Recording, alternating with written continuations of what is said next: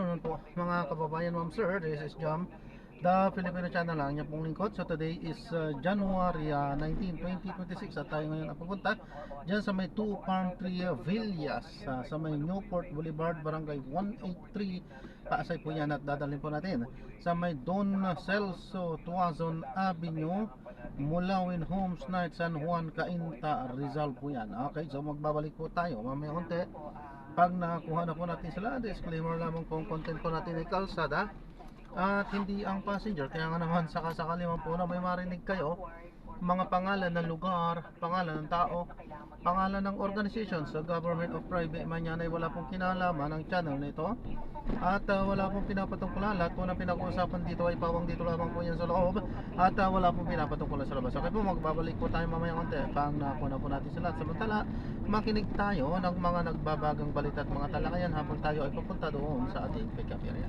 Or most or all within the first quarter, meron na rin po ba kayong parang first batch na mga cases na medyo mahihinog na at magbubunga na ng some kind of resolution para sa ating publiko? Mr. Chair, for the information of the body, as mentioned by the Secretary po, we already referred two cases to the Office of the Ombudsman, which have been filed with the Sandigan Bayan. These are two cases for malversation of public funds. And there are three cases. This also involves yung ghost projects, no, involving SIMS construction in Bulacan.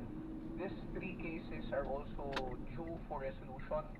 The resolution will be out anytime within the week po, no? So there are a total of 5 cases. At the same time, there are 6 cases in different states. Patuloy pa rin po yung investigasyon ninyo, tama po ba? That is correct, Madam Chair. Kasi nga, sabi nyo batches by batches, ha? Hanggang matapos yung audit at investigasyon sa lahat ng mga suspected na ghost or substandard projects. So, ano pong ginagawa ng DPWH para ingatan yung budget ng inyong department at siguraduhin hindi na, or in largest part, hindi mananakaw ang pera ng taong bayan? Madam Chair, insofar as the budget preparation is concerned, now our planning undersecretary is already crafting a new way of formulating the DPWH step. Now, so hindi na po siya Yes po. Meron mga scrap, and meron na pong bagong formula na gagamitin to ensure po that the budget will be used more wisely. Of course, for implementation, yun nga po yung mga reforma na aming ginagawa. Masapnahan mo pong transparency portal ang aming nilaunch, wherein we will all the data of all projects, including pictures and the contracts, are available to the public. Now, later on po, we are in the process of procuring satellite images para po meron pong satellite images for each contract, each project. And this will be available to the public. So that way po, mabawasan ng mga human intervention, human interference, and to ensure that all the projects are monitored by not only by us, but general public po. Sabi niyo po, Yusek, wala ng allocables. So both yung term at yung practice, sinusubukan yung siguruhin na wala na yung sabi niyo new way of crafting the DPWH budget. That is correct, Madam Chair. Okay, and then maglo-launch kayo ng transparency portal. So tulad namin dito sa Senate, tulad ng executive, yung mga portals kaya nito, they will be able to speak to each other para mag-validate, cross-reference sa isa't isa sa mga data? Yes po. Actually, ma'am, launch na po siya, Madam Chair. We can already access it. And we are continuing to populate the data in the transparency portal. At sorry, go ahead. Yes po. All the data po in the portal comes from the PCMA. So lahat po sila nag-uusap po sila, no? Except now for the images, satellite images, wherein we have entered the MOA with the PILSA para po sila ang mag-supply sa amin ng mga images after we have procured the same. And yung satellite images na yon, may kasama na silang coordinates, whichever kind of coordinates, pero talagang kung ano yung coordinates, kahit sinong mamamayan pwedeng mahanap dun talaga sa eksaktong longitude at latitude na yan. Kasi kahit sabihin, actually they were in the project of 1 point something kilometers away. Hindi yun lang. Malayo-layo ang 1 point something kilometer. Hindi po yan meter or hindi ko ba? Kilometers po yan. So, but yung satellite images, kasama na yung actual na coordinates. That is correct, Madam Chair. Okay po. Huling tanong ko po sa ngayon sa DPWH, Mr. Chair. Last week po lumabas yung balita na nagkasunog sa DPWH office sa Baguio. Eh, sabi ni Mayor Magalong, sensitive documents were lost in that fire. Dahil lumalabas po na doon mismo sa record section nagsimula yung sunog na yan. Meron ng, so, doon sa ganyang statement ni Mayor, lumalabas po ba na arson ang nangyaring iyon? So, sadya pong hindi nasunog pero sinunog yung records na yon. Madam Chair, as to the final report, as to the cause of the fire, it has yet to be determined by the BSP. However, we have here a list of all the affected documents, and it appears that wala naman pong sensitive documents, and all of which we have copies of. Okay, so, mali ba si Mayor Magalong? Dahil sinabi nilang sensitive documents ang nawala. Na-reassure nyo na ba sila na those are not sensitive at may kopya po kayo? Yes, Madam Chair, we have the list here, and we have the copies that we can submit to the honorable body po. Please do through our chair. At may investigation po bang underway din ang department para matukoy either kung sino ang nagsunog sa opisina or at least paanong nasunog yung opisina? Yes, Madam Chair, we have sent a team the past week nung nangyari po yung incident, and they are working closely with the BSP to determine the cause of the fire, Madam Chair. May inisyo na po bang lumalabas na possible causes of that fire? Wala pa po, Madam Chair. Wala pa rin. Eh di ba last year may nasunog na rin na isa pang DPWH office? Hindi ako nagkakamali doon sa Quezon City. Yes Doon po, sa yan Centro po yung Manila. So, Bureau of Research and Standards. yes po, so bakit hindi po tayo mas nag-ingat pagkatapos? Kasi sa halip na mapigilang maulit ang isang Quezon City DPWH, naulit pa sa DPWH Baguio naman. And these are two areas na lumalabas dito sa Blue Ribbon investigation namin. Mr. Chair. Yes, Madam Chair, kaya po patuloy po ang aming investigasyon to find out po ang actual cause. We don't want to speculate as of the moment, but at least po we can assure everyone that all the documents are accounted for, and there are no sensitive documents that are affected. In fact, puro po itong mga lumang dokumento. I can appreciate that po, Mr. Chair, pero of course hindi natin masisi yung publiko na mag-speculate na may mga precautionary measures ba na ginagawa ang department para wala nang sumunod pa na mga misteryosong pagsunog ng mga DPWH office, lalo na sa mga area na sumasailalim na sa magnifying glass ng Luzon at ng ibang investigating body.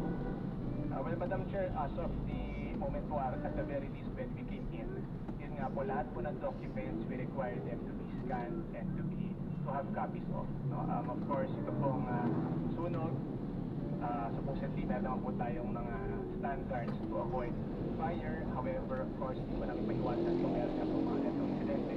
So, ang magawa lang po namin is secure documents, ensure that we have copies, and that all are accounted for in the event that meron po ganitong mga mangyayari incident. Okay, salamat po, Mr. Chair. Of course, never naman na walang magagawa ang department para maiwasan ang mga pinigilan nito. So, I hope that the department will continue to be proactive, preserve the records, kasi hindi lang siya of public value at ordinary size, pero lalo na ngayon na talagang nung sumabog na issue ng flood control and other project scandals na iba nga tayong lahat tapos na mag-imbestiga. Gusto nating ibalik yung tiwala ng publiko sa kami, concerned kami sa legislature, and I'm presuming kayo sa executive. So sana you will continue to think of and implement more preventive measures to preserve these records. I just have 1.5 minutes left, Mr. Chair, so siguro at least one question sa DOJ, maybe kay PG Fatulion. So, kasi kanina po, sir, pinag-uusapan natin yung mga parallel investigations na hopefully nagko-complement sa isa't isa at napipigilan na kung may delay man or may reversal on one track, at least tuloy-tuloy yung isa pa. So, nagtutulungan. So, ano pong koordinasyon meron ang DOJ sa DPWH din, sa ICI, sa Office of the Ombudsman para siguruhin coherent po yung mga investigasyon ninyo at yung buong investigasyon ng executive at yung talagang dapat na magsingil ng accountability, sila po'y talagang masisingil. Mr. Chair, so far as yung coordination po, no, we have a task force which addresses particularly itong sa flood control, which I head, no, together with other prosecutors in the department. And in this, in the deliberations that we have, involved po lagi ang ICI. We always inform them about the meeting so that they are apprised also of any cases that we are investigating, of any cases that we are filing. Now, if there are certain things that we need also naman, let's say documentary evidence that we need from the DPWH, we go straight to the DPWH as they have representatives who constantly attend the meetings. So far as the Office of the Ombudsman, when there are cases that we are investigating and we refer to them, nag-uusap na naman po kami na itong kaso na to, i-covered na po ng department. So most likely, hindi na po yan itatouch yung project na yan. Iba naman po, para lang hindi po mag-doble yung galaw. And then, for example, if it is discovered later on that there are certain overlaps, we sit down and talk about it just to make sure that there will be no confusion pagdating po sa resolution na magkakaroon po ng conflict din naman. Kasi nauna na nga po yung, let's say, nauna na yung Ombudsman or nauna na ang DOJ. And this extends all the way up to the prosecution. Kasi even in the prosecution of cases, the Department of Justice may be deputized by the Office of the Ombudsman to handle the cases. And as in fact, by way of example, the case as against Sara Diskaya, which is now pending before the court in Lapu-Lapu City, Cebu, is being handled by prosecutors from the Ombudsman in the Office, Ombudsman Mindanao and Ombudsman Visayas. But the Department of Justice prosecutors are also there to provide assistance or to collaborate with the lawyers of the Office of the Ombudsman, just to make sure that we're on the same page. So, yun pala, no? May ibibigay ba kayong status nung proseso laban kay Sara Diskaya sa aming committee? Well, what we know, Mr. Chair, is that there were hearings that were already conducted, and that there were certain incidents that were raised also. Among them was to have to question the authority of the court that issued the warrant, saying that the court did not have jurisdiction to issue the warrant of arrest. But I think that was also addressed considering the fact that the transfer of the case, well, the case was initially filed in Davao, but because of the creation of the Supreme Court of the Anti-Corruption Courts, designating Lapu-Lapu City and Dumaguete, doon kaya po nailipat doon. So I think that issue was also resolved. There was also a request which was made by the accused in that case to have the case remanded or transferred back to Davao, but which the court also denied in an order that it issued late last week. So sa ngayon po, hindi pa lang po namin, pinababantayan po namin ngayon dun sa prosecutors namin, makipag-coordinate po dun sa ombudsman prosecutors para sa mga susunod na hakbang na mangyayari, kung kailan po matutuloy yung arraignment and how the other incidents are being resolved. And correct me if I'm wrong, PG, Ms. Diskaya actually surrendered, ano po? Even before the warrant was issued, tama po ba yun? That is correct po, ma'am. I don't think surrender would be the correct term, but she submitted herself to the jurisdiction of to the NBI for her own protection, and then when yung warrants of arrest lumabas na po, doon na po isinerve sa kanya, at yun po naging dahilan kung bakit siya nadala sa Cebu City, sa Lapu-Lapu po. I stand corrected. Salamat para dun sa correction. At you mentioned, sir, for her own protection. Anong ibig niyo sabihin doon? Well, yun po ang binigay na dahilan kasi tinatanong po namin yung NBI on what is she surrendering for when there were no cases yet. No? So, I think yun yung binigay na dahilan sa amin for parang protected custody. Okay, so hindi mo naman pwedeng tanggihan po kung humihingi ng protected custody yung tao. Kaya lang po, nung dumating na sa punto na ilalabas na nga po yung, o lumabas na nga po yung warrant, wala din naman pong gawa ang ating mga taga-NBI kung hindi ipatupad yung warrant at iserve sa kanya.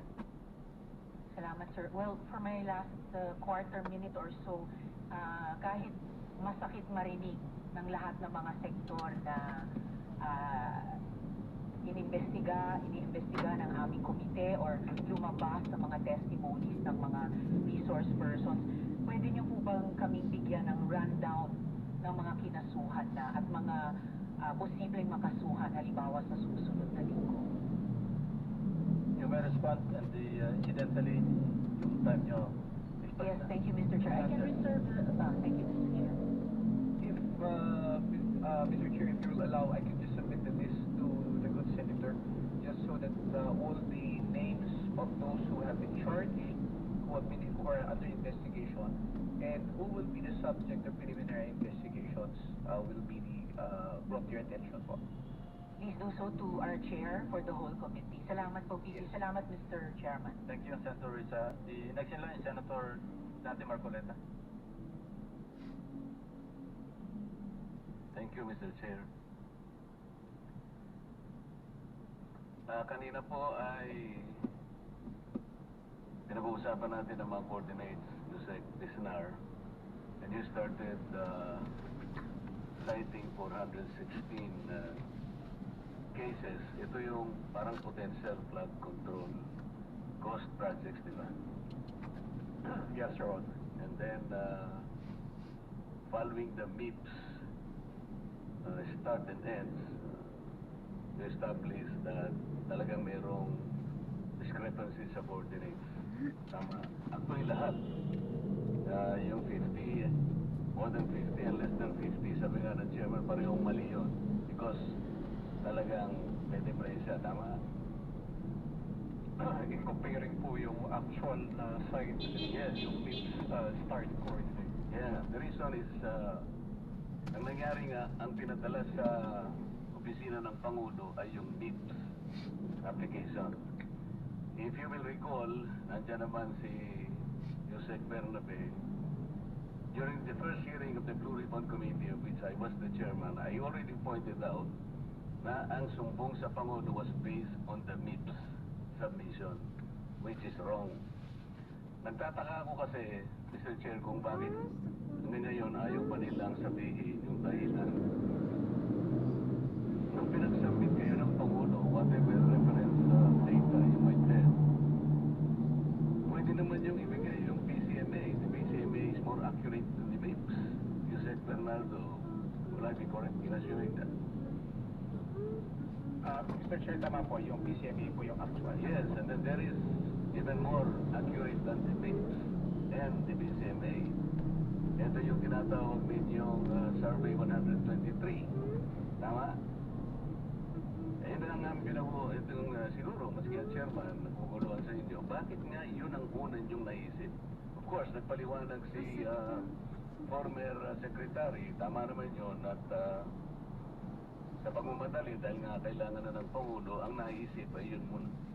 MIPS, pero ito multi-year kasi, kahit paano mo isipin, yung multi-year, kumagalaw naman yun eh. Kung pagbabasihan po natin ang inyong mga records, tingnan po ninyo, sinasabi pa nga dyan sa PCMA, this is geotag ito eh. Di ba? Real time. So doon pa lamang sa real time, geotag, dapat yun ang binigay ninyo. So na-listen sana yung 421. Anyway, sabi ni former secretary, it's mind-boggling na 421 naman. Siguro nga sa karanasan naman niya, naman siguro 20 hanggang 50 siguro baka maniwala sa niya. Pero 421, sabi niya medyo katakataka. Pero, Mr. Secretary, I will refresh your memory. Nung ako pa yung chairman, I was expecting na ang pinag-uusapan natin, wala pa tayong numbers noon eh. But nung mag-deliver ng first privilege speech ang ating chairman, kinuwenta namin lahat. Sabi ko, pagka ganito, hindi ko kulangin sa 50 ang potential numbers ng ghost projects. And at that time, you even agreed with me na maaaring ang ganon. Pagkatapos, yung second meeting, naalala ko, Mr. Chair, dalawa lang yung sinabit mo, Yusek, na secretary, na cost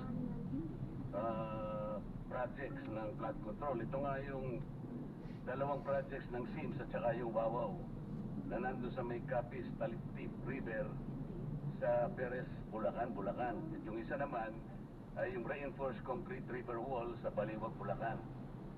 So I was a little bit annoyed. Alam mo naman yun, tinext kita. Sabi ko, this is not our agreement. I was hoping that you will submit to us at least or not less than 50 cost projects.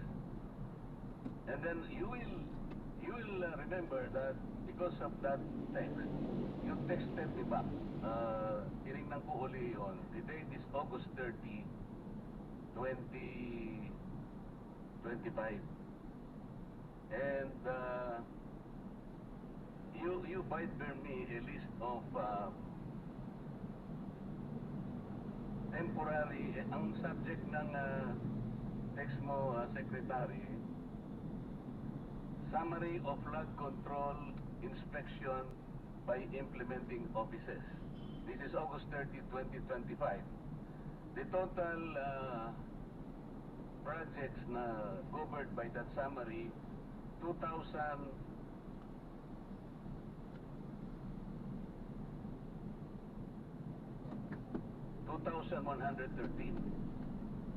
At dito sa report mo, Secretary, merong without structure, meaning cost, 15. So if out of 2,113 investigated projects, meron kayong nakitang 15 without structure, meaning cost, 30,000 mahigit lahat ang projects ng flood control. Then we can compute by ratio and proportion 2,113 over 15 multiplied by 30,000 by X. Ano mo na ito? So lilitaw dito, Secretary,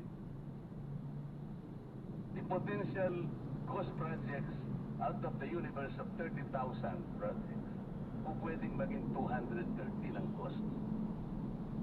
Hindi 421. Yung 200, dito sa kwenta natin, it's possible. Is my logic valid? Music listener? Yes, Your Honor. Nakala ko kontra kayo. Yun nga bakit hanggang ngayon sinusundan nyo yung MIPS? Hindi kayo kagad kumurba kagad. Nakita nyo, merong PCMA, merong Survey 123, but pinilit pa ninyong gay-gayin lahat using the MIPS. Alam na ninyo, from the beginning, I told you it was wrong already. Bakit ngayon, pinipilit nyo pa na ngayon pa na kayo pupurba?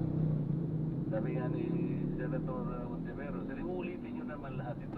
Ang public na naman magtatagal na naman tayo. Bakit hindi nyo kaagad ikinurba yung pagsusuri ninyo? Your Honor, nung nagpakuha po tayo ng coordinates for the inspection ng AFP-PNP,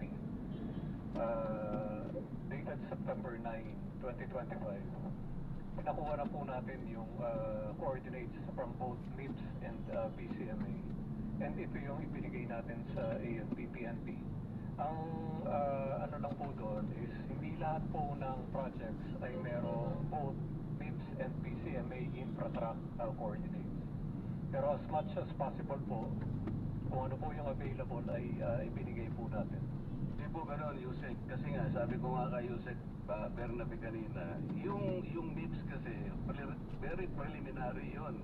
Pag NEP lang, para lang magkaroon kayo ng NEP, tsaka address pa lang yun lilitaw, gagalaw na yan pag PCMA na yan. Hanggang sa mapino na ninyo, lilitaw na sa survey 100, lilitaw na medyo okay na yung coordinates nyo. Kaya lang, MIPS pa lang yung ginagamit mo, kaya tingnan mo, yung coordinates mo ang baba lang, 2 kilometers.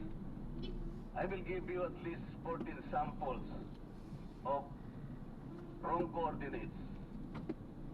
All over, ako nakakuha ko nung ako, hindi 2 kilometers ang variance. Alam mo yung variance na nakuha namin is from 67 kilometers to 400 kilometers. Kasi yung ginagamit mo is MIPS. That is why at the very beginning, I was telling the DPWH, it is wrong to start from the MIPS. Mamimislead lahat ng mga tao. So, yun ang naging problema natin. I am happy that the chairman already encouraged the DOJ na kunin nyo na yung nakadetain sa Senate. Marami pa raw kami na nakadetain dito para lumugluwag yung aming detention area. Yung may tawag natin, boss. Senate Airbnb ata ang tawag natin. O para lumugluwag naman yun, sabi ng DOJ, opo, kukunin namin. Talaga, kukunin nyo. Yes, Mr. Chair. Thank you. Sabi pa nga ng chairman natin, narinig ko kanina, Sir Vizcaya, kayo lahat na makipag-usap na kayo, baka sakaling mag-qualify kayo sa Witness Protection Program. Tama naman yun. Ang problema, Prosecutor Padulyon, ini-insist mo kasi yung restitution kaya tayo nagkakaroon ng problema. Will you still insist on that? Sir, we never mentioned that restitution is a condition. Ulit-ulit po namin sinasabi yon, Mr. Chair, na hindi po siya kondisyon para ang isang tao ay matanggap o makonsidera bilang isang witness under the Witness Protection Tapos na Program. tayo dyan. Tapos na tayo dyan. Kaya nga po, sinasabi ko po kayo na hindi ko po namin sinasabi. Wala po kami sinasabi na restitution is a condition. So I'm not insisting on it, sir. Hindi mo sinasabi ngayon, but when you were talking about a memorandum, yun ang sinasabi mo there, pwede namin ilagay yung restitution because it is a matter of good public policy. Ano namang klaseng? Kaya nga nahihirapan sila eh. Yung Vizcaya, to my mind, were the first to apply under the Witness Protection Program. Ang problema, ang sabi ng then Secretary of Justice, now Ombudsman, hindi naman basta-basta ganun. Kinakailangan isaulin ninyo yung ininakaw ninyo. Ang problema po doon, kung wala namang wala namang korte pa pong nagsasabi kung talagang sila ay nagnakaw o nakapagnakaw, sino pong magkukwenta noon? Tapos ano yung in-explain ninyo under a certain paragraph of the law, merong memorandum na kung saan magkukumply sila doon. Yun yung pinipilit yung restitution. And I think some of the potential witnesses that can be processed under that program, nagsipagbigay na ng kung ano-ano. Is that the truth? Only those who have been admitted into the program actually returned or made restitution, sir. Why did they do that? They did that because it was their own initiative, or you required them to do that? It was an agreement between the Department of Justice through the Secretary of Justice, sir, and the witness applicant. That is the problem. The agreement is based not on the provision of the WBP. Sabi ko nga, kung sinasabi ng WBP, it cannot be a condition. Kahit nasa memorandum, huwag mo i-delete. Hindi po pwede yun eh. Kasi sinabi ko sa iyo earlier, and I think I should tell it again to you, sabi nating mga abogado, the spring cannot rise higher than its source. The law itself is the source. Ang spring, yung memorandum mo, o pinipilit mong ilagay sa memorandum yung restitution eh. O kaya merong ako nababalitaan, parang meron ng gustong umatras. Magkano ibibigay? At kanino ibibigay? Sino mag-account nun? Sino nagsabi nun na kung mangungulekta kayo sa DOJ? Hindi ba abuse of discretion yun, Mr. Padulyon? No, it is not, sir. What is it? It is not abuse of discretion of What the is parties. If I may be allowed to answer, Yes, sir. what is it? Yes, sir. If the parties both agree to the terms and conditions contained in the memorandum of But you agreement, cannot there is no impose an abuse. agreement. You cannot impose an agreement which is not required by the law, especially if you will put restitution there. How can you do that?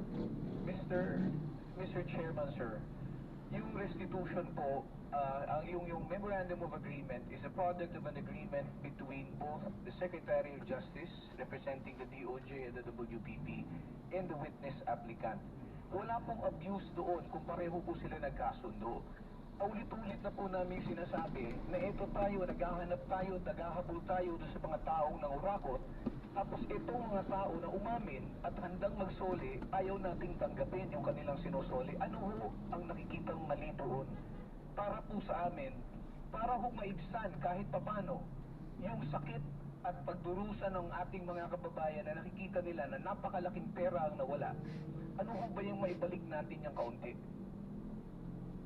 And remember, Mr. Chair, if I may... Do not preach to the choir. No, I'm not preaching, Sandali Mr. lang, sandali lang. Ang pinag-uusapan natin, these people are supposed to be potential witnesses for the state. Kailangan tulungan natin ang Estado para ma-prosecute kung sino-sino ang dapat managot. Kaya nga natin sila ilalagay. Mahirap ang gagawin nila. Malalagay sa alangin ang buhay nila. Kaya nga yung witness protection is for them. Sa title na title lang makikita mo, witness protection in interest para sa kanila yon.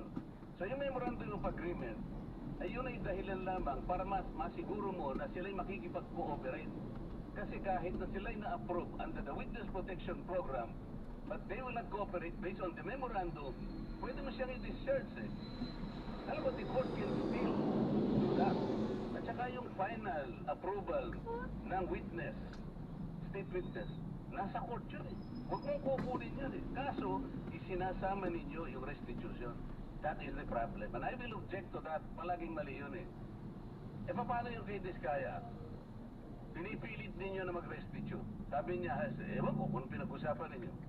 What did they tell you, Mr. Diskaya? Your Honor, kung magkano po ang i-restitute po muna namin. Oh, ano sabi nila? Magkano daw?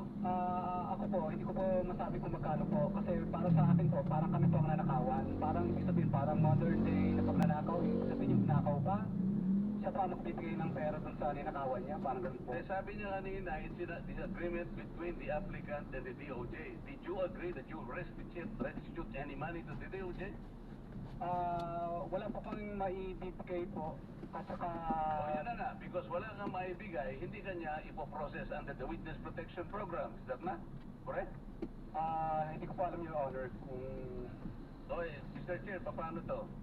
Ito si Mr. Diskaya, he was the first, saka yung asawa niya applied under the WPP.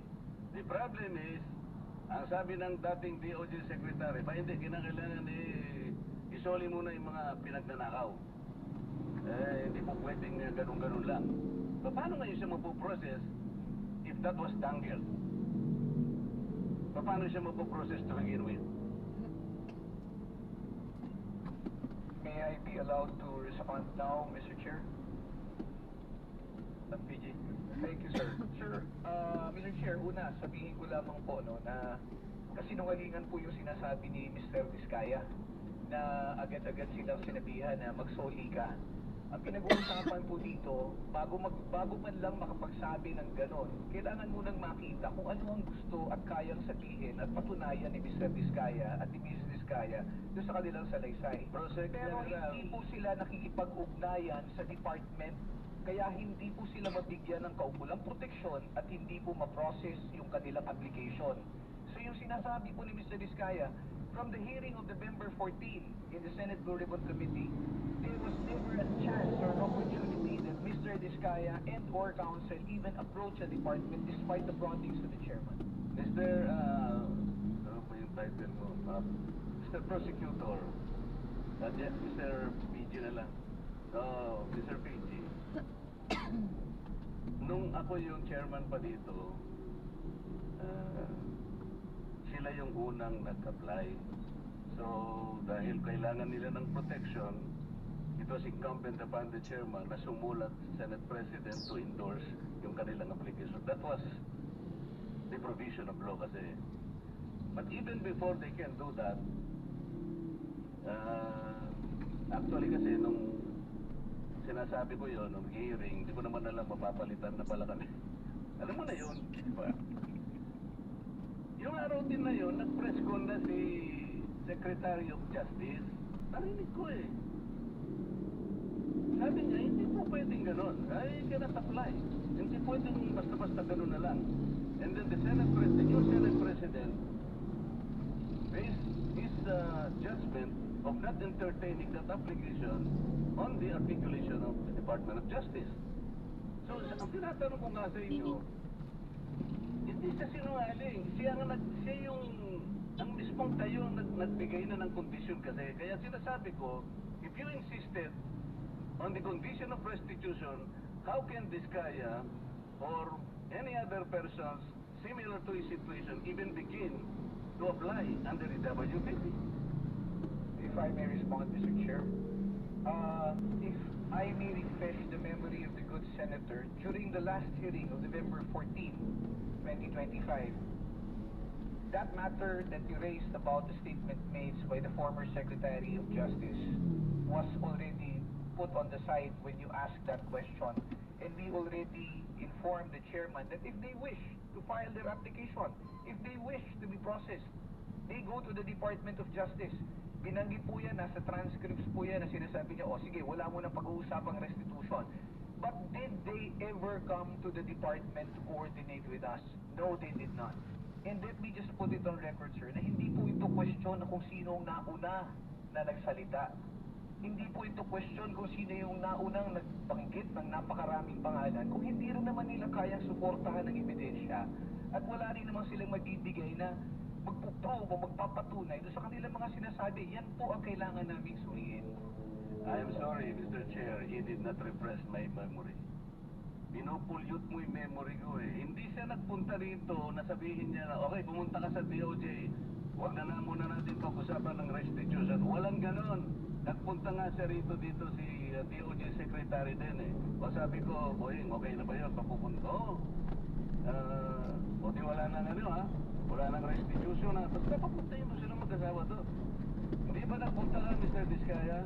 Yung kinabukasan nung magkita kayo rito? Mr. Diskaya, you may respond, but unfortunately, Your Honor, nung ano po, Your Honor, hindi po kami... yes po, Your Honor.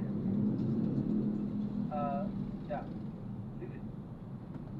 Proceed. Kasi tapos na yung time ni... No. Yes po, Your Honor. Opo. Okay, paliwanag. Bali po, Your Honor, bali... Kasi po, di pa po nagsalita ko yung misis ko na sabi nito, wala na ako. Ito ay nag-usap kayo eh. O, kayong dalawa mag-asawa, punta kayo ron ng alas 9. Pumunta kayo, sinabi ko niya wala nang restitution. Noong una po, wala pong sinabing may restitution, pero nung sumunod po, yung panghuli po namin usapan po is may restitution, magkano daw po ang restitution namin. Tapos, kakasuhan din po daw kami at hindi titiinan. Pero, gusto ko po, Your Honor, na hindi na po muna magsalita ng dire-diretso. Kasi po, yung huli po yung misis ko na nagsalita siya na hindi daw po kami kasama sa WPP. Natatandaan ko po yung huling hearing ko dito ay nakulong po yung misis ko sa Davao. Samantalang meron naman po nag-exist na project. Kaya natatakot po ako, Your Honor, na baka pag nagsalita na rin po ako, baka po sa susunod po ako naman po ang makulong. Kaya hindi na po ako magsasalita. Salamat po, Mr. Chair. Thank you. Mr. Chair, point of order before the next. Yes, Senator Risa. Salamat, Mr. Chair. Pwede po bang malaman kung tulad ng iniutos ng Chair nung nakaraang hearing, nag-submit na po sina Mr. and Ms. Diskaya nung buong listahan nila, ledger, ng mga proyekto nila kasama ang mga joint venture projects para sa mga taong 2016 hanggang 2022? Your Honor, nung nakalabas po ako, Your Honor, nung nakaraan po, ay hindi po kami pinapasok halos ng mga taga City Hall. Kasi po yung mga taga City Hall po, pinasarado po nila yung office namin. Kasi po, nirevoke po nila yung business permit po namin dahil sa kakulangan po ng occupancy permit. So, nakiusap po kami sa City Hall na sana po papasukin po yung mga taga Senate Sergeant at Arms at ayaw po nila papasukin. At ngayon po, wala na po kami empleyado. Lahat po sila ay iniwan na po kami o yung iba po ay separated na po kasi sarado na po yung kumpanya namin. Ganun din po yung mga nangungupahan sa office po namin na building na binuupahan ay wala na rin po sila doon. Kanya-kanya na po sila ng sara. Mr. Chair, diretso lang po yung tanong ko pero hindi diretso yung sagot. Parang kanina, lahat po tayo physically naghitla dun sa sinabi ni Mr. Diskaya na parang sila pa yung nanakawan.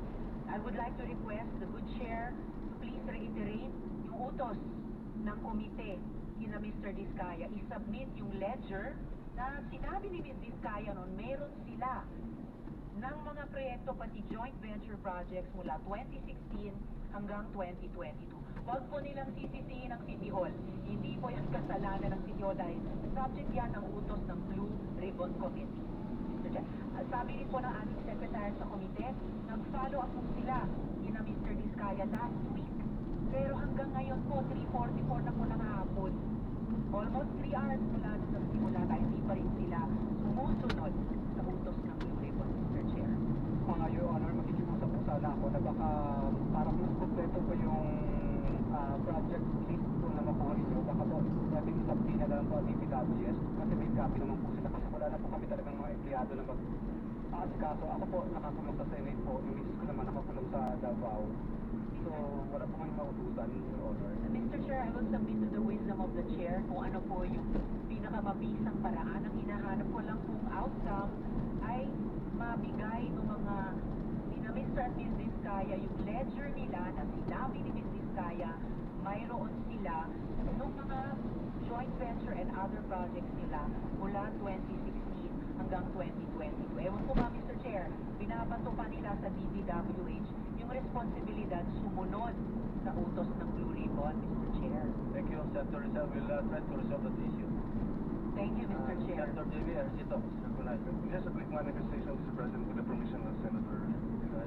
Well, Mr. President, ako hindi nagtataka bakit hindi tinatanggap sa witness protection program itong mga diskaya. Eh dito man sa Senado, hindi na kayo nagko-cooperate. Ito'y patunay na mukhang hindi kayo qualified maging witness. Kung sa Senado, hindi kayo nagko-cooperate, bakit kayo bibigyan ng puwang ng mga taga-WPP? For the record, Thank you, Senator JB. Thank you, Mr. Chair. Anyway, Mr. Chair, naalala ko po yung kasi na-focus masyado matagal yung pong notorious district office na Bulacan. Pero equally, notorious is the Mindoro. No?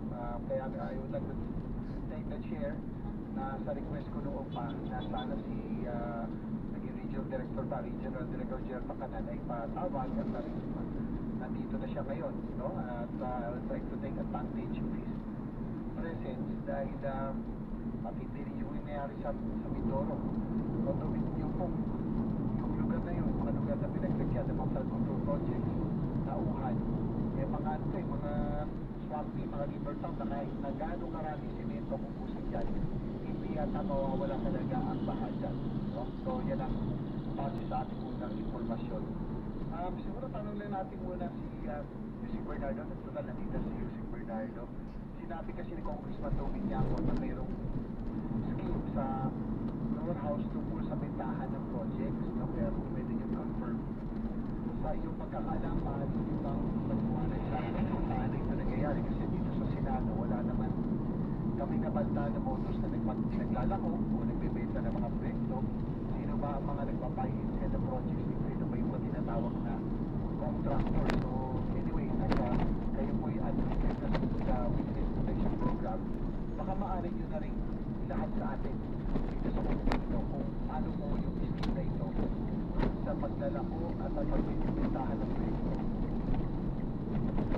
Mr. Chair, may I be allowed to consult my lawyer po? Please consult your lawyer.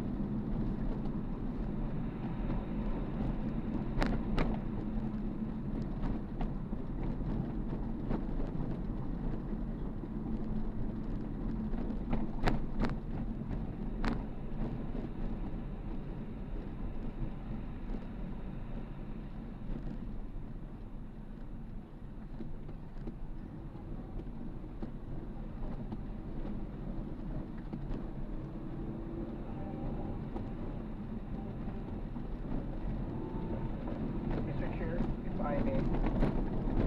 Yes, Benji, but Sir, in answer to the question raised by good Senator J.B. Estrada, the question at GB Ercito, the question refers to matters which are considered confidential at this time because we need to secure written authority coming from the Secretary of Justice. But if the Secretary will allow and give that authority, Mr. Chair, we would like to request that it be done in an executive session if possible. Pero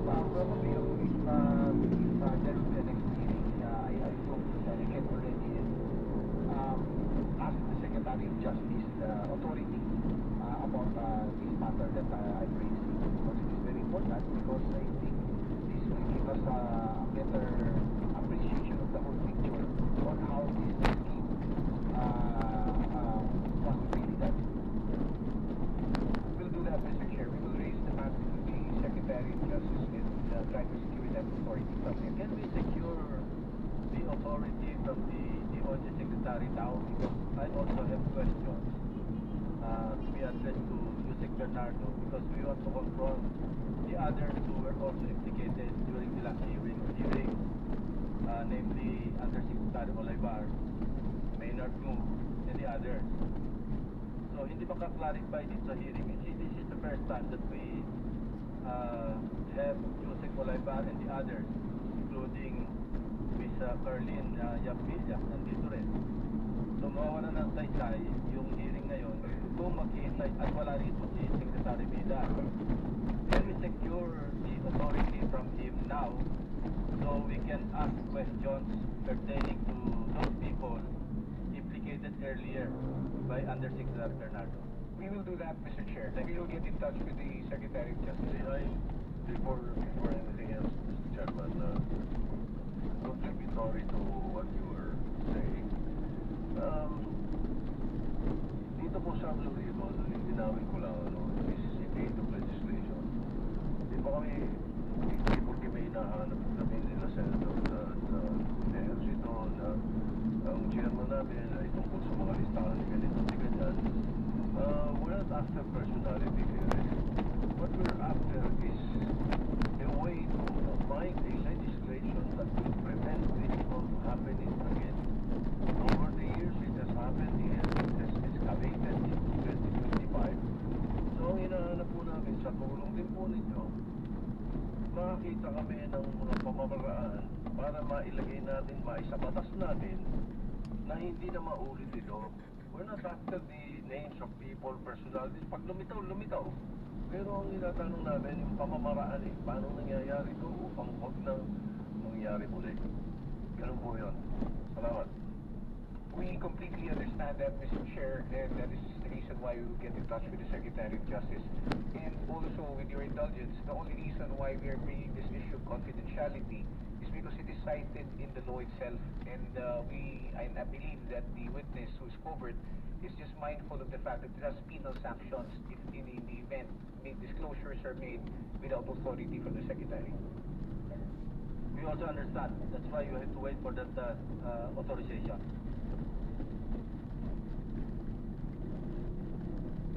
Yeah, Mr. Chair, just received word that the Secretary of Justice has given that verbal authority. The written authority will follow, so I think questions pertaining to the ones which Senator JB was asking earlier could already be answered. Okay, that settles it. Senator JB, you can continue. So, Yusek Bernardo can now answer the question given that the Secretary of Justice already gave the authority. Siguro pwede niya lang sagutin kung totoo nga ba yung paglalako ng proyekto. Paglalako at pagbebenta ng proyekto. Yung buy and sell, nangyayari ba yan sa Senado o doon na sa kabilang bahay? Paliko yata to. Pagkakaalam ko po, Ay, hindi. mayroong ganito, Nalito ko dito. Doon pala yung paliko eh. Ito papasok about to. projects to be released in their own districts or regions. So after that po, meron pong pinaka-proponent at itatawag doon. Pagka po tinawag doon at sasabihin na ito yung may nag-release ng proyekto. So with that po, doon po Dun nagsisimula sa yun. ano kuya, Kung sa sino yung nag-release, Tagig, hindi we mo respect po ano the doon kabisado? authority 2000 of highway? the ones who released the project na sinasabi po namin Hindi. na Oo. Ako sinusundan ko lang po itong kung ano yung sinasabi na po ng kasi minsan po yung 2000 po kasi sobrang traffic po doon. Minsan po kasi itong ating taga-turo, inililihis tayo sa mas matraffic po. Naglilihis po. Kaya sa amin po, although may alam din kaming ibang daan minsan, sinusundan din lang na lang po din po namin. Medyo ano din po, alam ko po yung sa 2000 pero matraffic nga po yun. Yun po ang kinakausap po yung DE o yung director na sila na po ang gagawa. Ganun po, Mr. Chair. So ito po yung tungkol sa allocables, no? Kasi Yusek Bernardo nung nakarang hearing dito, doon lang namin narinig sa sinabing allocables eh. Si Senator Pangilinan, naalala ko, Senator Legarda, na mga veterano na. Hindi rin nila alam kung ano yung ibig sabihin ng allocable at pinagpaliwanag pa namin si the late Yusek Cabral. So ito ba yung allocable na ito, yung termino na ginagamit lamang doon sa mga may distrito? Kung ano po yung pwedeng, yung allocable ba, ito ba yung inaalok o ito yung pwedeng, hindi ko alam kung ano yung allocable eh. So tama po ba na itong termino ito ay confined to the other house sa mga contractors? Sa pagkakaalam ko po, Mr. Chair, yung pong tinatawag naming allocable started in 2022 when the new secretary was having problems about the releases of each district. Kasi nga po, wala pong basihan at wala pong kumbaga pattern kung paano po mag-release ng proyekto. So, yun nga po, that started with the formula of Yusek Cabral wherein she considered yung mga factors po na magde-determine po kung magkano talaga yung ma-release sa kada distrito. So yun po, pagka po sinabing allocable, the allocable of the engineering district po, yung pong kada distrito, bibigyan po nito ng corresponding allocation sa NEP na sasabihin po ng department, sasabihin po ng department. But of course, it's after the meetings po ng RDC, projects are submitted as wish list, and then later on po, the planning will just tell us, the operations, kung magkano po yung pondo kada distrito, dina-download po namin, and that will be the basis of submissions of every district or every region po. Salamat, Yusek Bernardo, kasi malaking bagay yan. Gaya nga nasabi ni Senate President Tito Soto, we are here in aid of legislation para nga kung hindi na maulit itong nangyaring modus, ay that's why we want to know the modus itself para hindi na ito maulit pa rin. Si Engineer RD Gerald Pakanan, RD sa Pakanan, total nandito ka na rin lang, no? Nung mga presentation ni Governor Dolor, nandito kami, kilala niyo si Governor Dolor? RD? Good afternoon po, Mr. Chair and the distinguished honorable senators of the Senate. Yes po, I confirm, I know Governor Dolor. Nakakausap niyo po siya dahil kayo po ang regional director, naging provincial director ba kayo or RD na kayo ng Region 4B? I am the regional director po, Your Honor. So nakakausap niyo po siya? I confirm that nakakausap ko siya as a regional director of the Region 4B.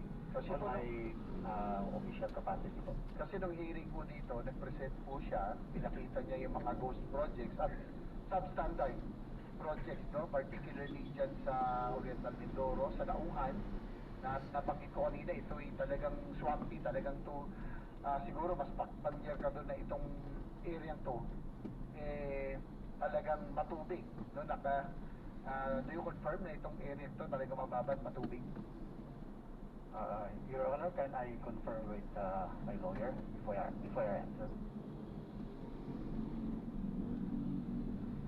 Yes, Your Honor, I confirm that that particular river is really swampy and the flood is... Kumbaga kahit na anong lagay ng ilang simento ay buhos natin dyan, talagang hindi natin matatanggal ang baha dyan. Mismo si naalala ko nun din, Secretary DOJ, si Ombudsman na, nagsabi na swampy town daw yung no, sa investigasyon nila, yung Nauhan, tama ko ba? Senator JB, excuse me. Matanong ko lang, bakit ba kayo nakatalukbong? Hindi naman kayo testigo. Matanong ko lang, bakit po kailangan naka-hood kayo at saka nakatakip? Yes, Mr. Chairman, because this might set a precedent for all other witnesses we will call here. They will request that their faces be covered. He is a public government employee. Bakit siya nagtatago? And a resource person, not a witness.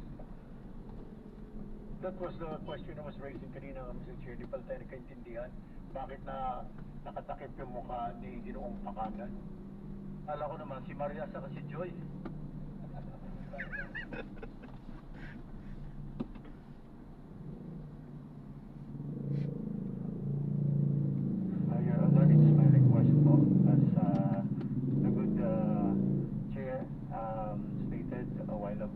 for my protection po. And security po. Pero nasa kulungan ka na ngayon, you're in detention right now, di ba? Aren't you in detention already? Yes po, Your Honor. Mr. Chairman, I don't see the basis for his request. I do not see it as valid. How can he? Maybe he's protecting himself from shame. Baka nahihiya siya dun sa mga kasamahan niya o kung sino kaya ayaw maipakita yung kanyang... Ano talaga ang dahilan bakit kayo nakasakit? Ako, nakita ko lang isang posibleng dahilan. Baka sa future mga police line na makilala kayo. Is that it? Or any other reason? The main reason, Mr. Chair, I am begging the indulgence of Honorable Senator for my protection since the case is already pending before the Syndic and Bayan and there's no judgment over it. So I'll be incriminated by whatever Incident dito. action against me.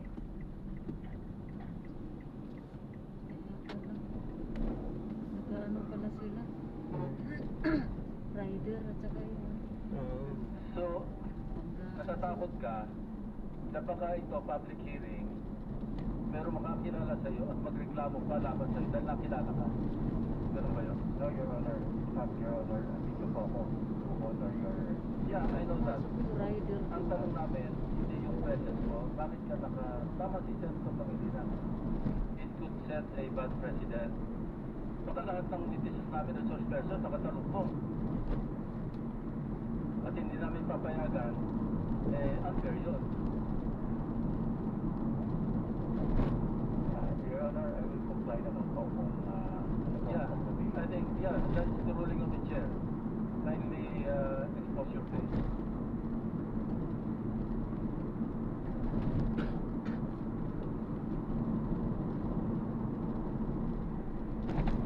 Session din yung center din. Thank you, Mr. Chair. Gaya na kayo nasabi ko, ay dito ka na. Nagpunta rito si Governor Consuelo, may presentation siya. Pinakita niya yung mga substandard at those projects doon sa region, or sa kanyang probinsya. At nagkausap daw kayo dahil yung kanyang itinireklamo, ang sabi mo rin kay Governor Dolor ay meron kasing porsyento na napupunta sa taas kaya nagiging ghost project o naging substandard ang ilang proyekto sa kanya sa iyo na sasakupan. Tama ba yun? And Lord, again, I can confirm my lawyer before answering.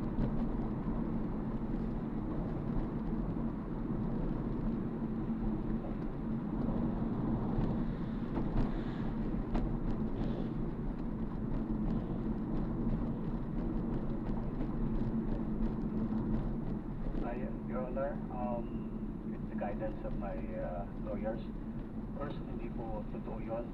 Secondly, Governor Dolor is also a witness against me. So, there's a pending case already filed against me. So, it will be incriminating on my part. So, I respectfully, Your Honor. So yung sinasabi mo, yung sinasabi ni Governor Dolor ay hindi totoo. Sinabi mo na una hindi totoo yung sinabi niya. Your Honor, again, I am invoking my constitutional right, respectfully invoking my constitutional right.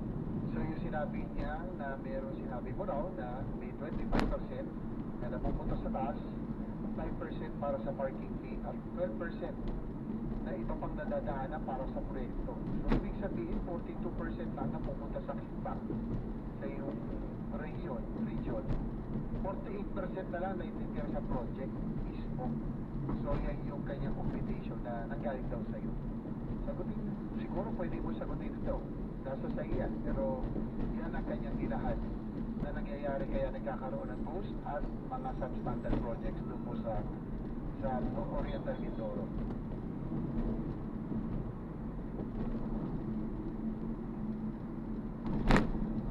Mr. Chair, again, there's already a pending case before the Syndic and Bayan. I am respectfully invoking my right against self-incrimination. Okay, But anyway, you can continue to refuse, no? Pero sa mga subjudice na yan, pero gusto ko lang tanungin, dahil ito yung nanggaling po kay Governor Dolor at sinasabing ito po yung alam nyo, no? Lahat pa ng proyekto sa inyong rehiyon ay ganyan, ang hatian, 25% sa proponent, 5% parking fee at 12% para sa iba pang opisyal na team. Again, Your Honor, I respectfully invoke my right. Well, sa akin lang, Mr. Chair, this is a legislative inquiry. No? I just don't know kung talagang subjectivity po ito, pero we want to find out the modus. In the same manner that nung una pong sumalang ang district, first district of engineering district ng Bulacan, inalam natin yung modus at yung proseso para malaman natin na hindi na ito maulit.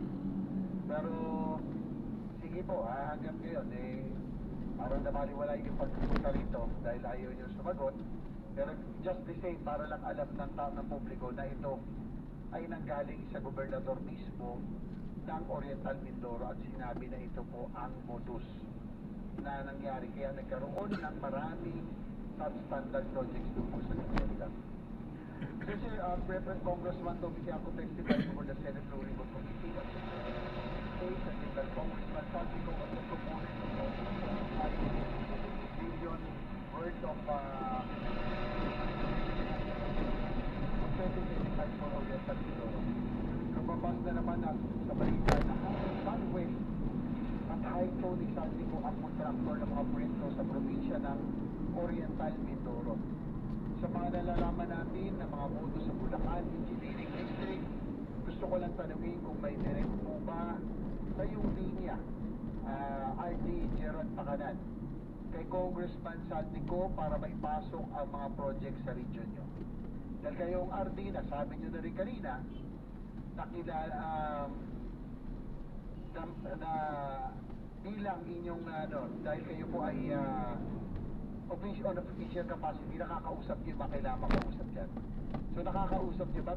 Meron ba kayong direct ng linya kay Congressman Saldico? Your Honor, again, Saldico is also an accused.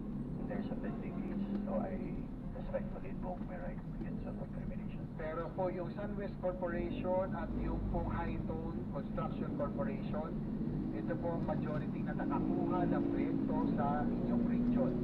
So, ilang billion po ang kanilang nakuha mga proyekto na na-identify na kung di substandard ay ghost.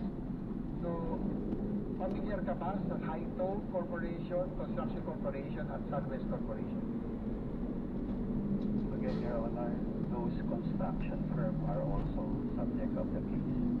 Again, I respectfully invoke my right against self-incrimination. Anyway, Mr. Che, kaya ako po tinatanong to, no? Dahil gusto natin malaman kung ganito ba yung pare-parehong nangyayaring scheme.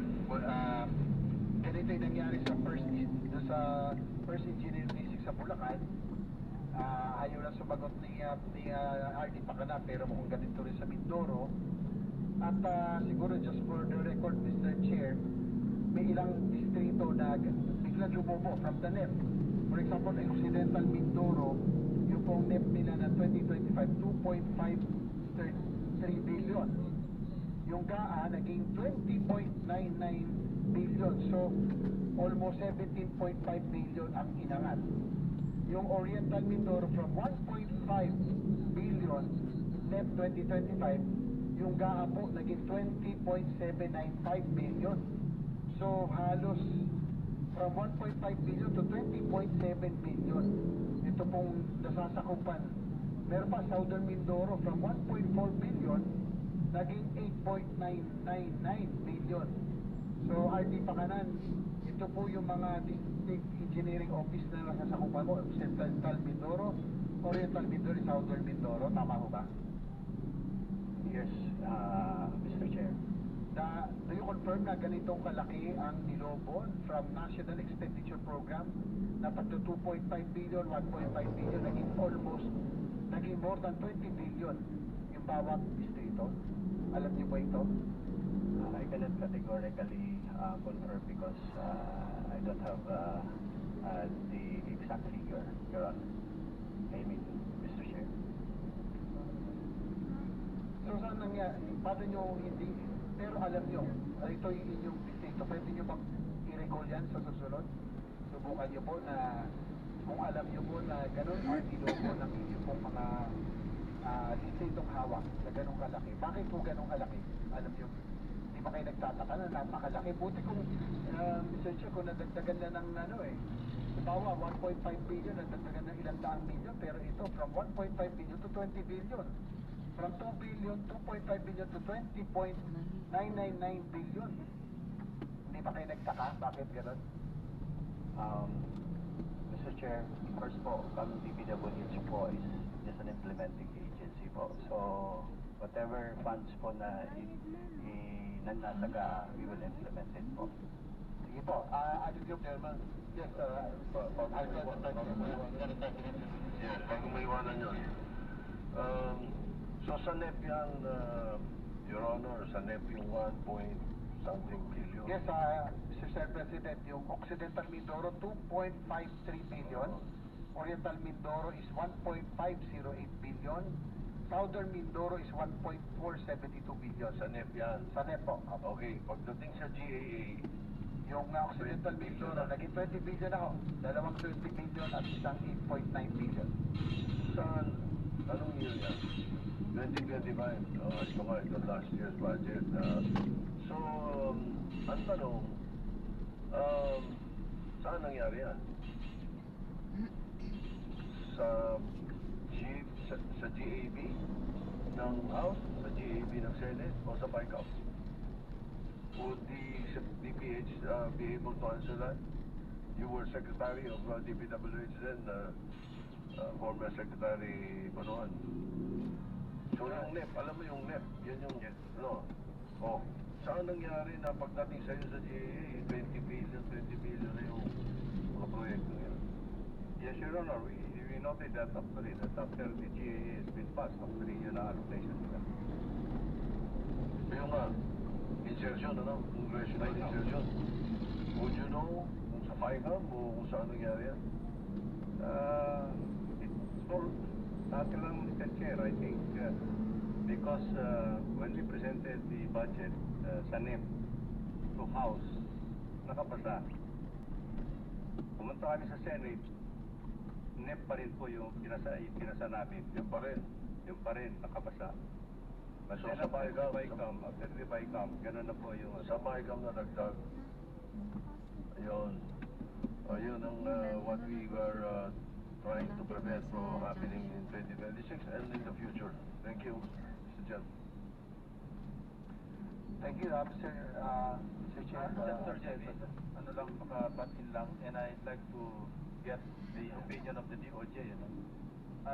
RD Pacanya, if you think your testimony will be indispensable to convict the more guilty personality, have you considered applying to be a witness? And I'd like to get the opinion of the DOJ kung too late naman si Gerard Pacanya to apply kasi nasa 40 na yung kanyang kaso.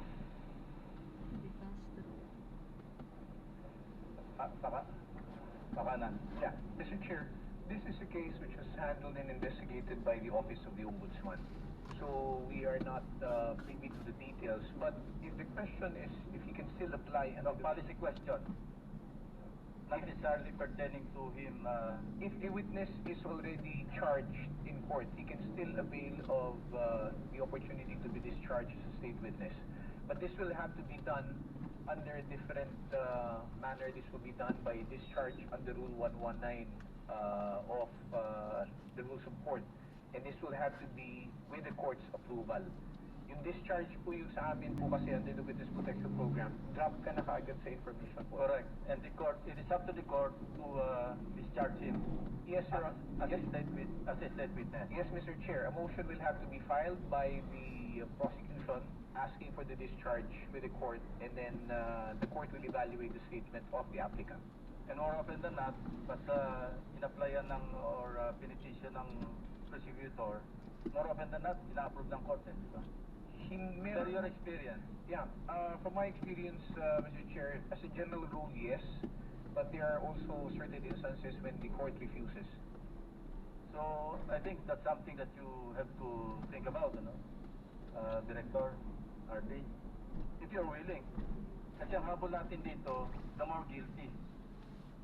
Kasi kung less guilty siya, at the outset, he may qualify to be discharged. Of course, the court will decide.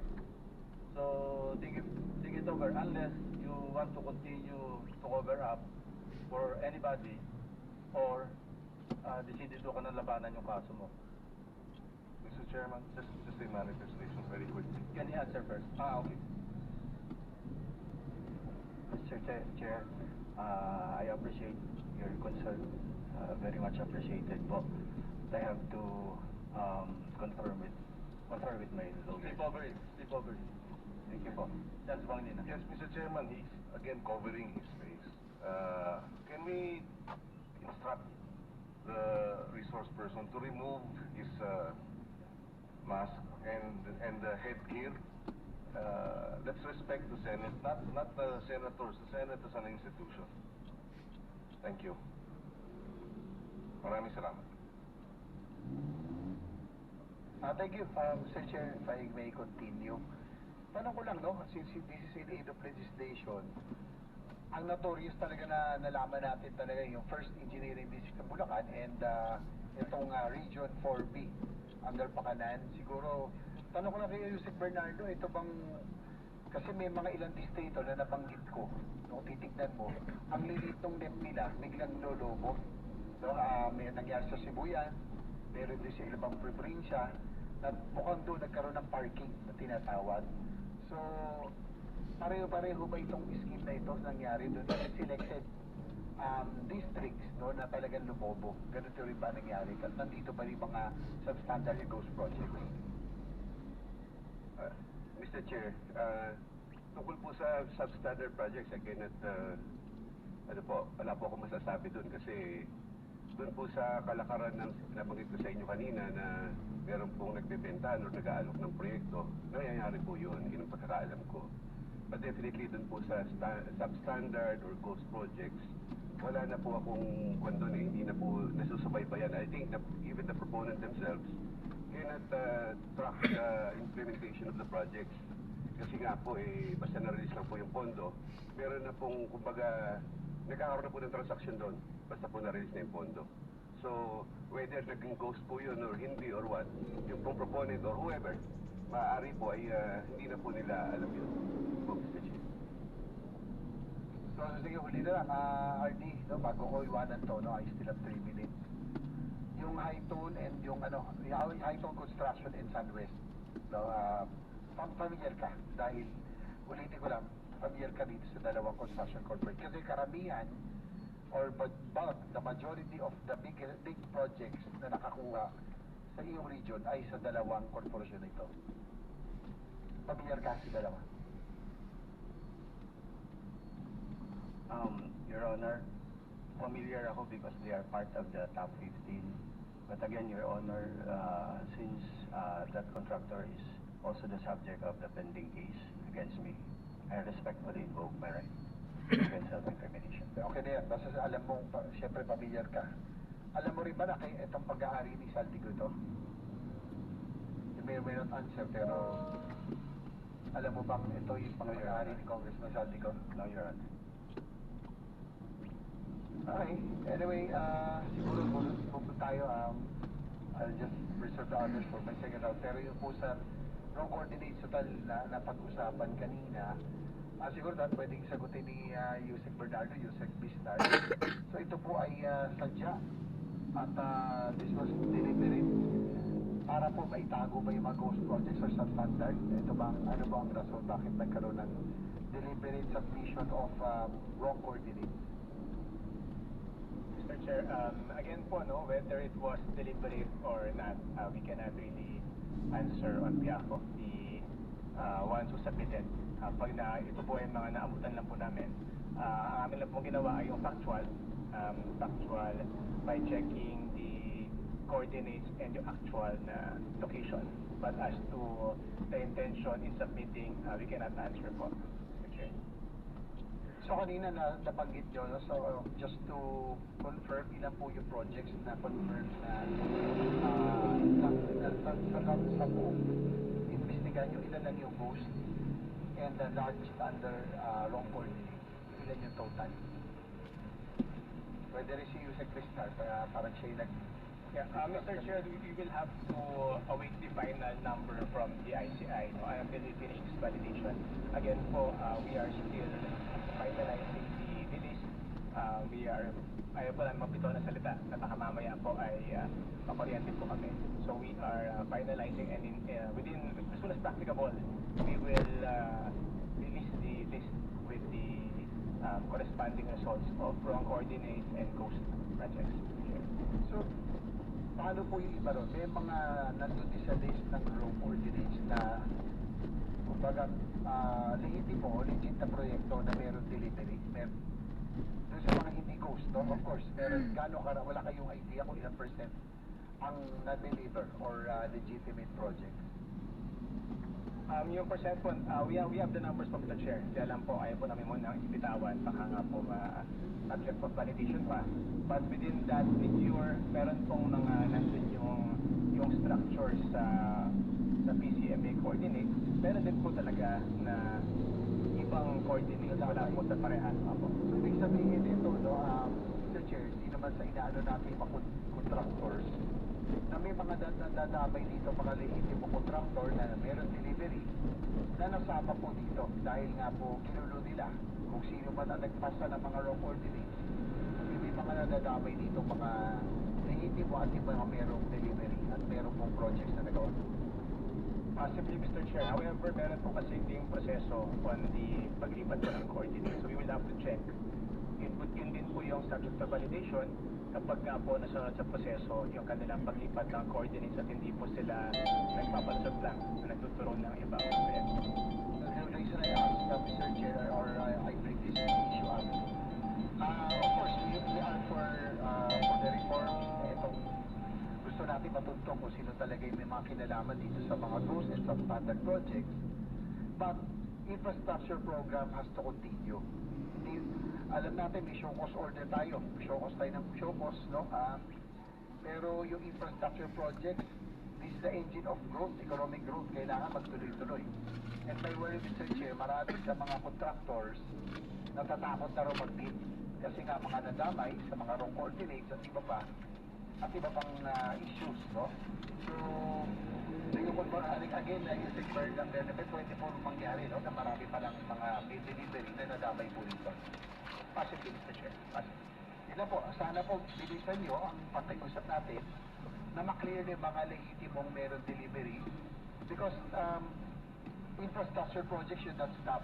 So sabi ko nga, may show cause tayo pero yung showcase natin na meron tayong ginagawa na maayos should not stop.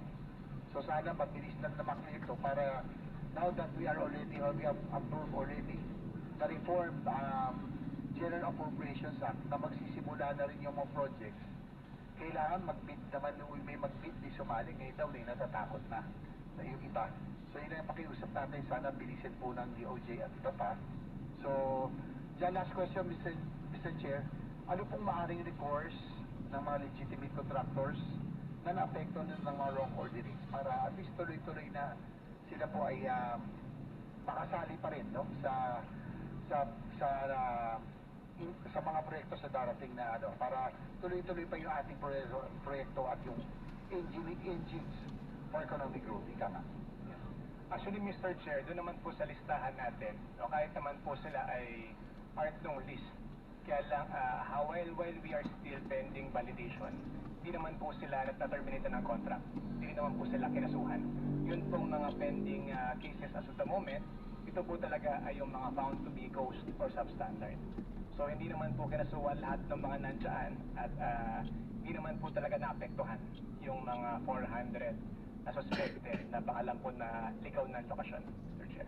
So tuloy-tuloy pa rin po ang ating infrastructure program. Yes, again, sabi ko nga, Mr. Chair, yung show cause natin, yung ating pong pagtugi sa mga talagang mga tiwali at basic kinalaman dito, kailangan magtuloy-tuloy yung galit, pero yung po mga maayos na makailangan din natin for our infrastructure projects. Thank you, Mr. Chair. May time this afternoon. Thank you. Senator Win Gatchalian, recognize. Thank you, Mr. Chairman. Maraming salamat po.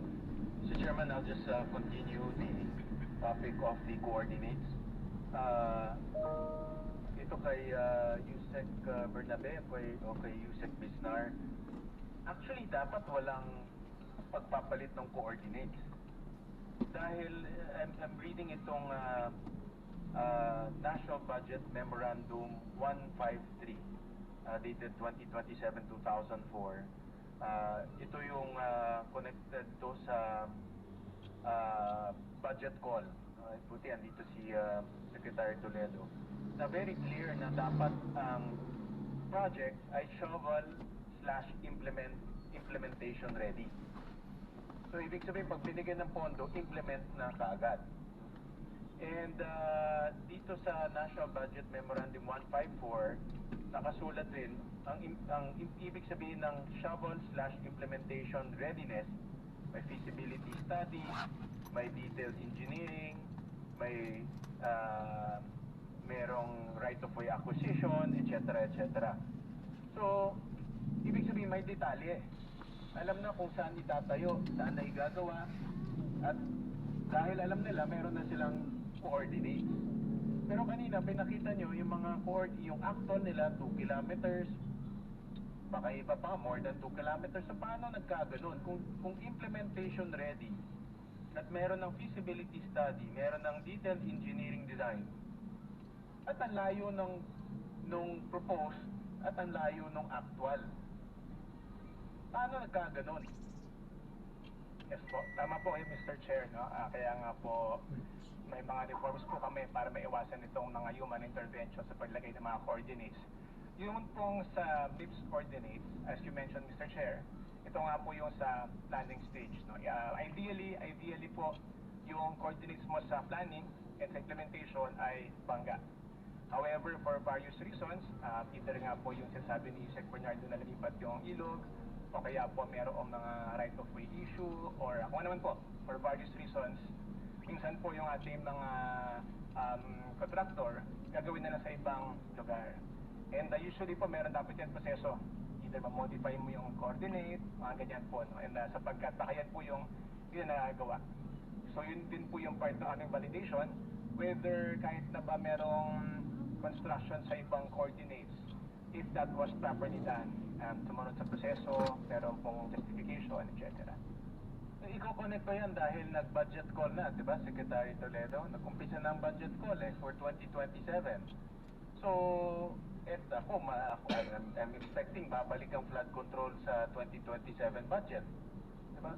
So, anong reforms ang ginagawa ninyo para ma-assure kami dito na pag bumalik yung flood control projects, hindi na maulit na ni coordinates, hindi na susundan.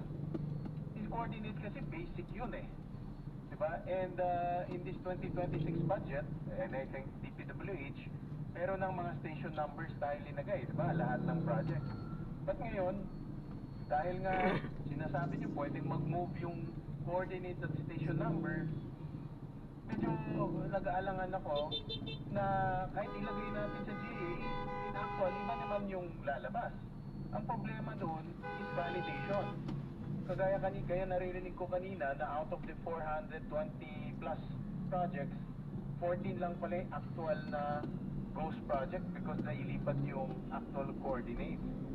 So how do we prevent something like that to happen again in 2027?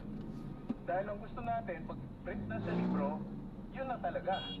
Kasi yun naman yung guidelines, nakatulad doon, shovel ready.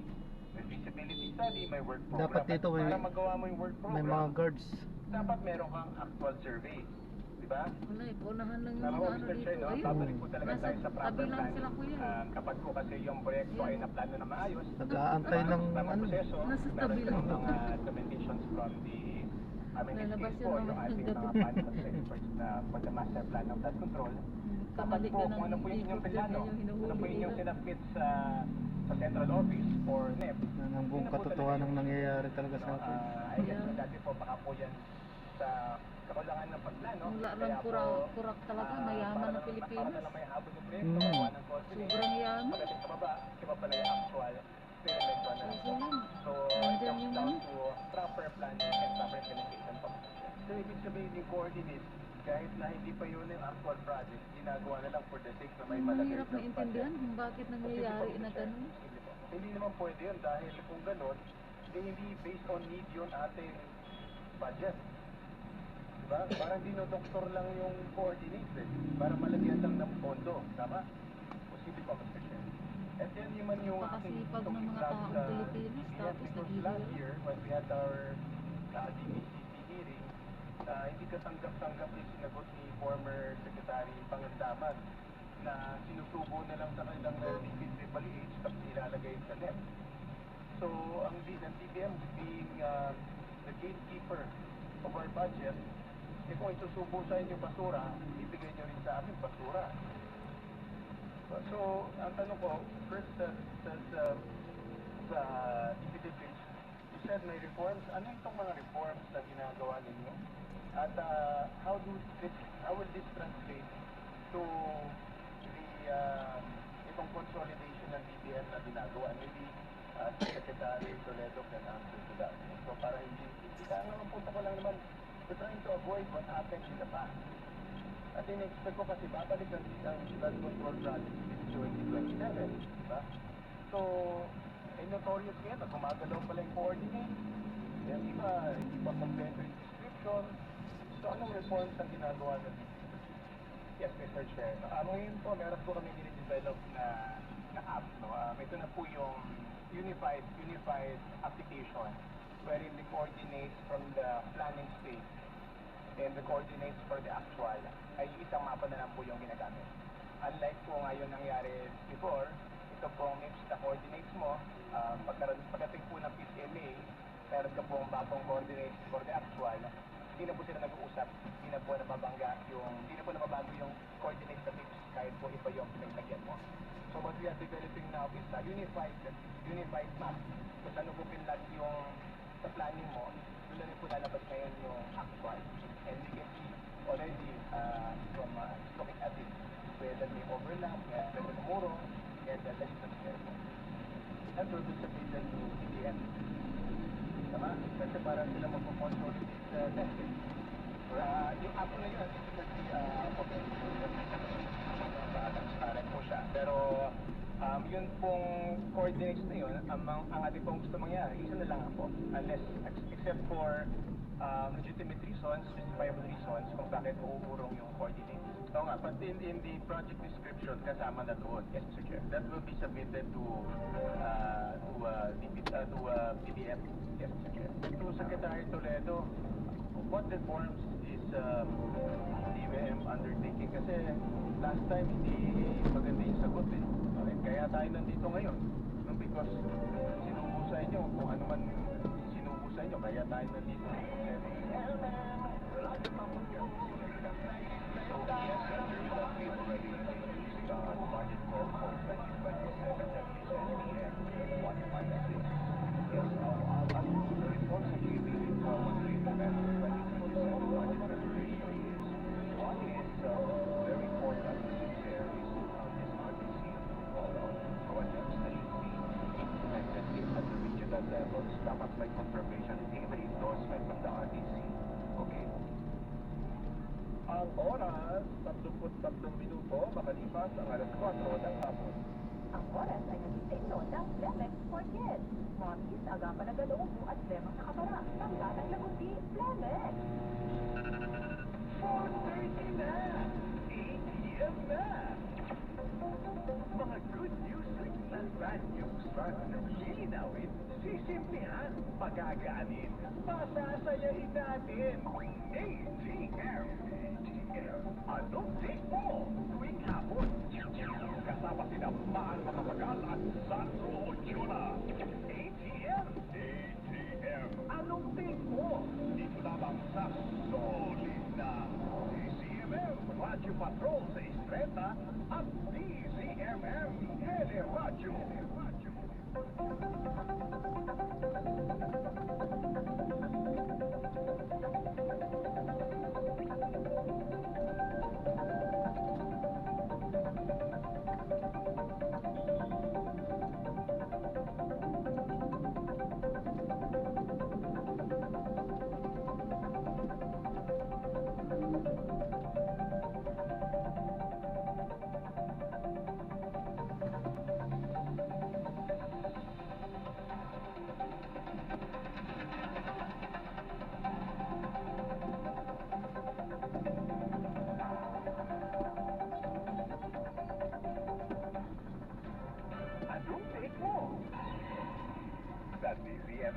principal faith, particularly on the RTC endorsement, at the same time yung CSO endorsement also, Mr. Chair. Yeah, 6 times to level. Monday to next time.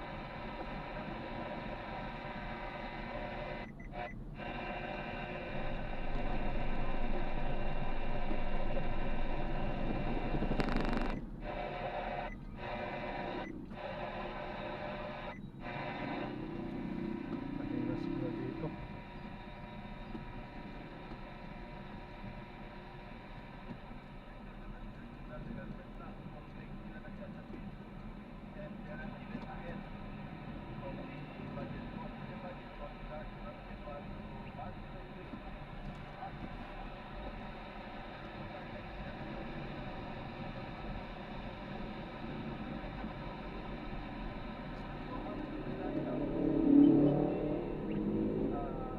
Input or output ng mga regional development councils, una-una kayo.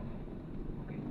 Mr. Chair, based on sa bawat budget call po, may naka-indicative budget preparation calendar po doon. And nakalagay po doon, right now we issue January, we issue the budget call. Ang nakalagay po dito, may nakalagay po tayong mga coordination na ginagawa in terms of sa mga ating RTC, which basically, under this calendar, indicative lang po, February ang nangyayari po yung RTC coordination po. So, nandun pa rin po siya sa Yes, wala pa silang final regional development plan in February. Diyan sa may, It should diyan have sa may been ano yan kuya. Yes, Ano po? Mr. Chair. Pasok tayo dyan. But syempre Tama po. Maglilift po tayo dyan. Included already. And nakapisto na po tayo dito sa kaliwa. Na po yan. Kasi if ever, matindili po tayo ng pagsapit ng ating So, budget. my point is, i-synchronize ninyo. Yes. Dapat final yung regional development plan based on the submissions of the provincial, city, municipal, even barangay development plan. Consolidate, pero that should come ahead of the budget call. Mr. Chair, interjection po on this point. Hintay ko lang muna yung Yes, development. Mr. Chair. Di ba dapat gano'n? Yes, Mr. Chair. Because as early as first quarter po, we already issued this one, or January, since it's early January. Kaya alam na rin po nila yung supposed to be the process, Mr. Chair. Pa rin makuha na hindi sila synchronize. Sabi nyo, magre-rely kayo sa RTC submission. Anong re-relyan nyo kung di pa sila tapos? Sa Regional Development Plan. I'm all for that. Ako dito yung laging pinulaban na dapat may consultation sa mga local development council. Yeah. Yeah. Mr. Chair, ang RTC process naman or yung pagpaplano, it didn't that start naman right now or once we issue the budget call. Dapat ginagawa na po yan even before the issuance of the budget call. So we're just saying that the consultation, the council consultation should have been done in February during that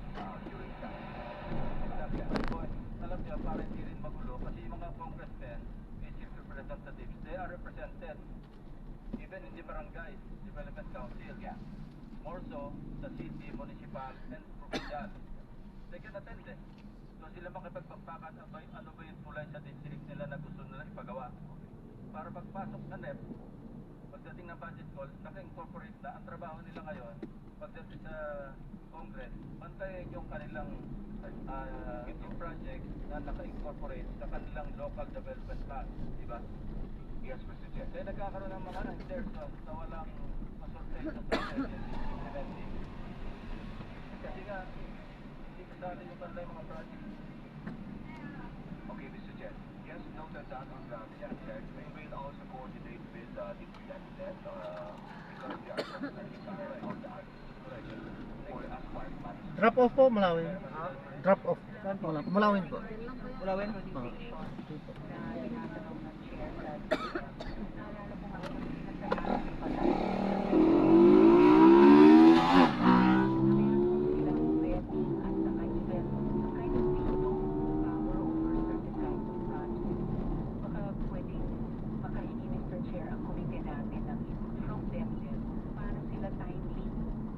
nga maka-intervene doon sa mga lalo na yung mga major infra